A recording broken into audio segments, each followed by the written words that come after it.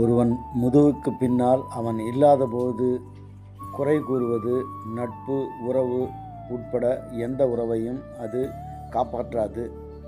குறள் எண் 187ங்க.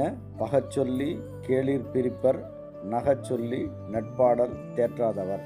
அதாவது பிறருடன் இனிமையாக பழகி நட்புறவு கொள்ள தெரியாதவர்களே இருவர்கள் பற்றி ஒருவர் மீது ஒருவர் புறம் பேசி அவர்களுடைய நட்பு கெடுமளவிற்கு நண்பர்கள் உறவினர்கள் எல்லாவரையும் அவர்கள் பிரித்து விடுவார்கள் என்று வள்ளுவர் கூறுகிறார்.